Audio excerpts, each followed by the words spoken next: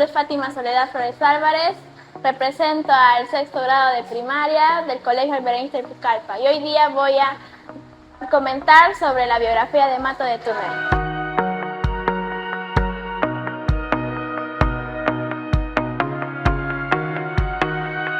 ¿Quién es Mato de Turner? Cuyo nombre real era Clorinda Mato de Turner, que nació en 1852 y murió en 1909. Datos claves sobre ella. Nacimiento y su educación. Nació en Cusco, Perú, y tuvo una formación educativa poco común para las mujeres de su época, lo que provocó que ella tuviera una mente más abierta e independiente. Carrera literaria.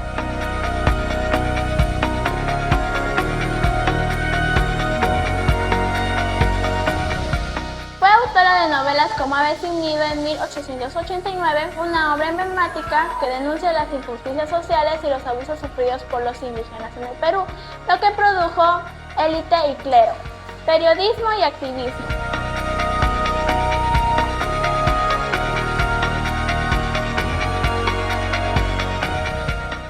Trabajó como editora en publicaciones importantes y fue una de las primeras en dirigir un periódico.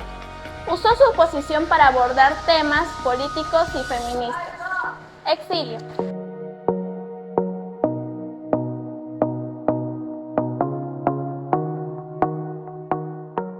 Sus escritos, considerados demasiado progresistas, le valieron el exilio en Argentina, donde continuó publicando y escribiendo hasta su muerte en Buenos Aires.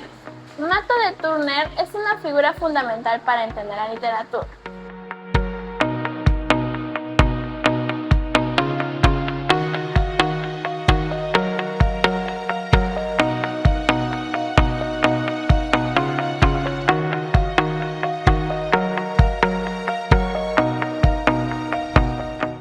Carta al padre.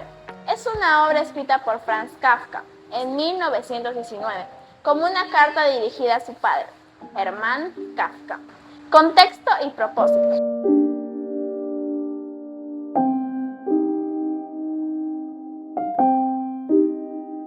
Kafka escribe la carta como un intento de explicar y quizás justificar su comportamiento ante su padre, quien lo veía como débil, inseguro y fracasado en comparación con sus propias expectativas. En ella, Kafka analiza cómo la figura autoritaria impactó en su vida desde su infancia hasta su adultez, lo que provocó que él no pueda reunirse con otras personas y juntarse así amorosamente con alguien porque sentía que iba a fracasar en esas relaciones.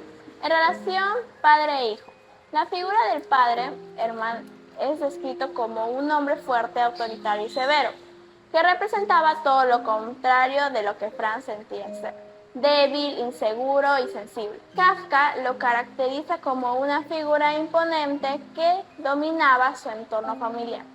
Ejemplo de autoridad. Hermann usaba el sarcasmo y la desaprobación para corregir a Franz, lo que provocó que él sintiera que no valía para nada y para él las obras literarias no servían para nada y le decía que era un ridículo. Desencuentro emocional.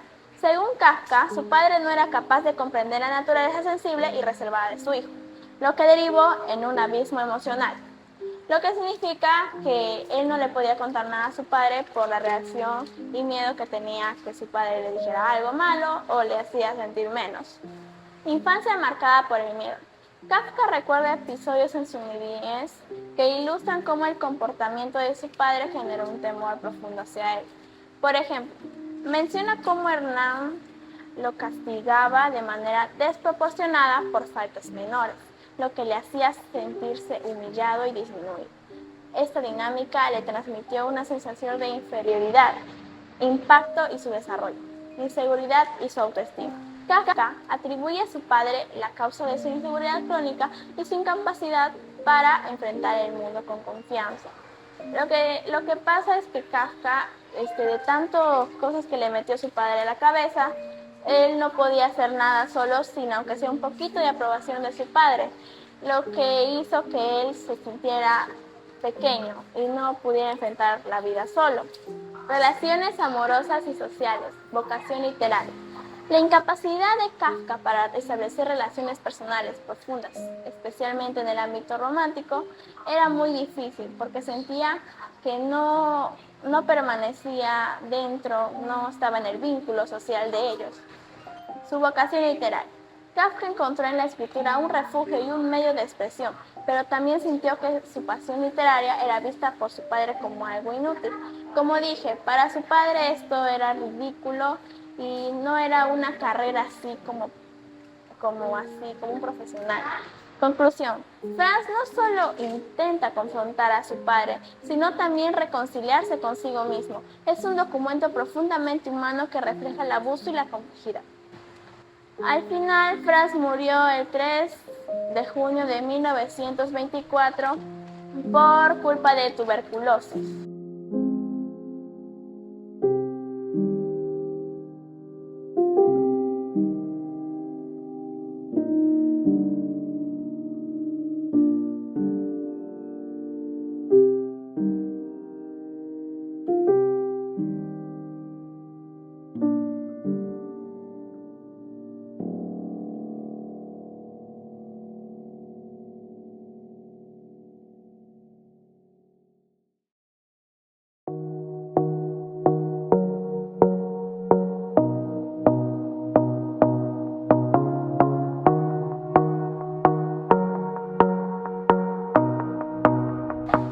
Hola, mi nombre es Kaela Gorritos Rojas y en esta oportunidad voy a continuar con el vanguardismo. El vanguardismo. La palabra vanguardismo viene del término francés avant-garde, fue utilizada inicialmente por militares para hacer referencia a la primera fila. Utilizada en batallas, vanguardia significa innovar, ir en contra de parámetros establecidos. Por eso la única regla del vanguardismo es no respetar ninguna regla. El movimiento vanguardista abarca la literatura, arquitectura, arte, música, teatro y pintura, buscando una libertad de expresión nunca antes vista. Características.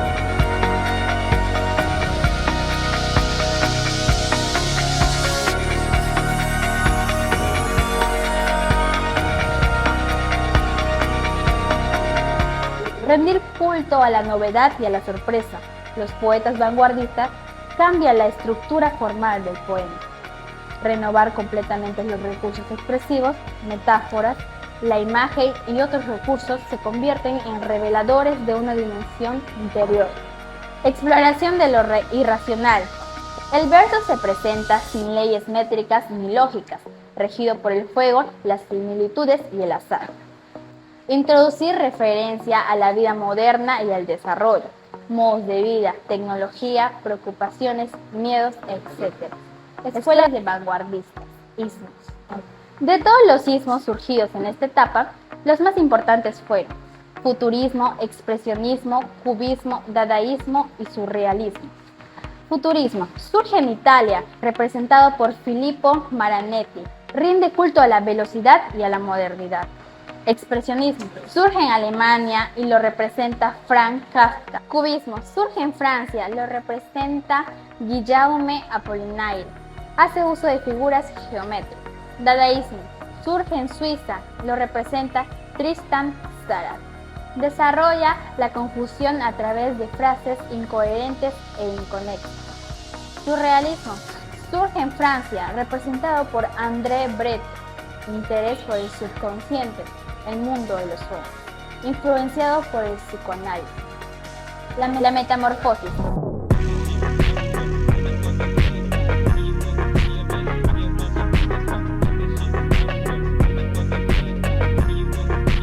El género de la metamorfosis es narrativo, la especie es novela y el autor es Franz Kafka.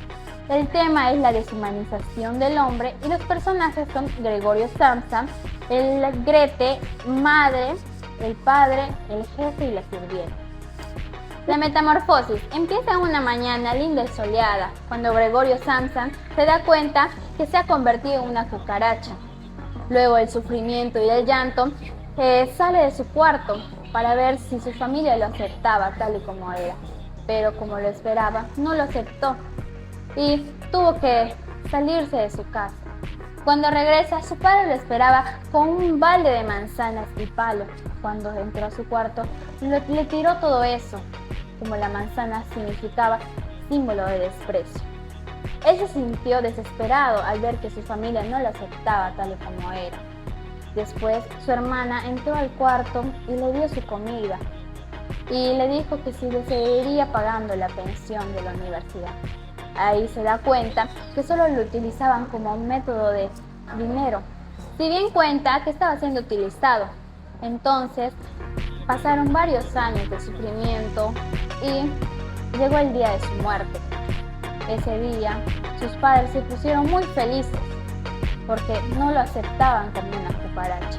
Al frente de las personas fingían que estaban tristes, pero en realidad se morían de felicidad.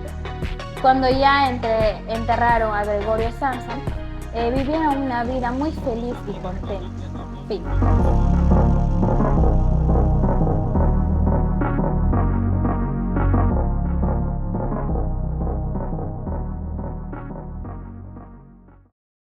Buenas tardes, mi nombre es Cecilia Concepción Moreno Granados, pertenezco al 6º grado de primaria y en esta oportunidad voy a explicar El viejo y el mar.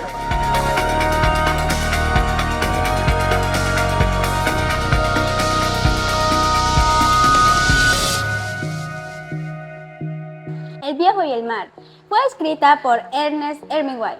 Fue un escritor, periodista y novelista estadounidense. Nació el 21 de julio de 1899 en Oak Park, Illinois. Fue considerado uno de los escritores más influyentes del siglo XX. Su infancia y su juventud. Hemingway creció en una familia de clase media en Oak Park. Su padre, Clarence Hemingway, era un médico y su madre, Grace Hall Hemingway, era una mujer de gran personalidad y talento musical. Hemingway fue el segundo de 6 hijos. Su carrera literaria empezó después de que se unió a la Cruz Roja en Estados Unidos durante la Primera Guerra Mundial. Hemingway regresó a los Estados Unidos y empezó a escribir cuentos y novelas. Su primer libro, 3 cuentos y 10 poemas, fue publicado en 1923. Sin embargo, fue la novela El viejo y el mar, que fue publicada en 1952, lo que le hizo tener fama internacional. Ahora les voy a dar un poco de El viejo y el mar. El viejo y el mar trata de un viejo llamado Santiago, que él era pescador, pero ya no tuvo tanta suerte en pescar algo después de 82 días. Él decidió ir más allá de donde siempre pescaba, ya que todos decían que él era un señor, ya que era mayor de edad, era un señor inservible que no podía hacer nada. Después de que se adentró al mar, pescó después de 3 días un pez espada. Ese pez espada, como el pez espada era más grande que el pequeño bote del viejo, peleó con él después de 3 días. Ya que el pez espada se había cansado y luego lo logró subir a su bote. Los tiburones, al oler y sentir la sangre del pez espada, empezaron a devorar su preciado tesoro. Así fue como lo denominó Santiago. Santiago, al querer defender su preciado tesoro, usó su lanza, logrando ahuyentar a algunos tiburones. Luego, en un intento de ahuyentar el último tiburón, su lanza cayó al mar y él rápidamente inventó otra lanza con un cuchillo y un palo, logrando así matar al tiburón y poder llevarse el pez espada. Pero el pez espada ya no estaba completo como antes, sino estaba solo la cabeza y el esqueleto del pez. Santiago, llegando a su casa, dejó el bote roto junto al pez espada tirados en la orilla. Se fue a su habitación a descansar ahí, ya que estaba mal herido, y llegó luego Manolín, que él era un niño que antes pescaba con Santiago, pero sus padres le dijeron a Manolín que no se juntara con Santiago, ya que él no le iba a dar nada de bueno y que mejor se vaya con otras personas, otros pescadores que sí le puedan ayudar. Moraleja de la historia: que confíes en ti mismo y que no dejes que las palabras que las otras personas te digan que te afecten a ti. Si tú te crees capaz de poder hacer algo, hazlo.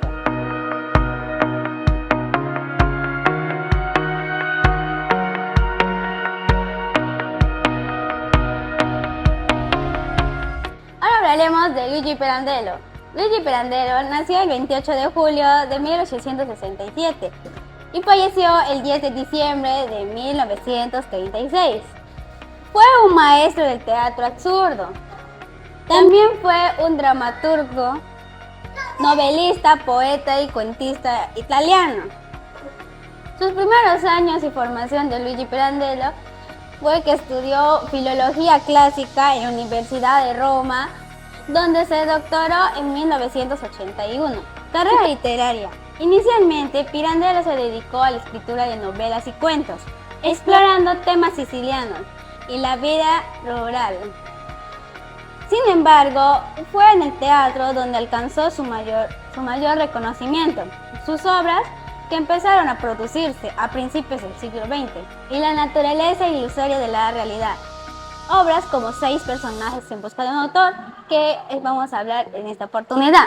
6 personajes en busca de un autor trata de 6 personajes que son la madre, el padre, el hijo, la hijastra, la niña y el niño, que son personajes que que están ensayando una obra en el teatro, en busca de un autor que les haga conocer a todos, ya que su director los había desechado, ya que estos son personajes que viven en la mente.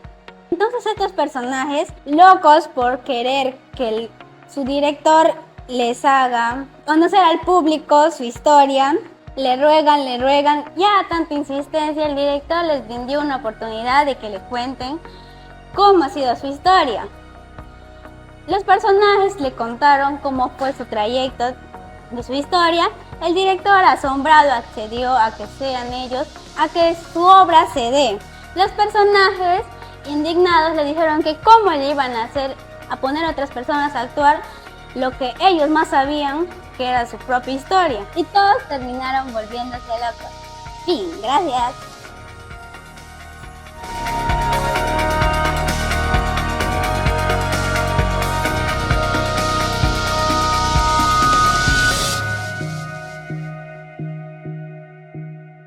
Y esta fue la presentación del grupo Matador Turner. Muchas gracias. Muchas gracias.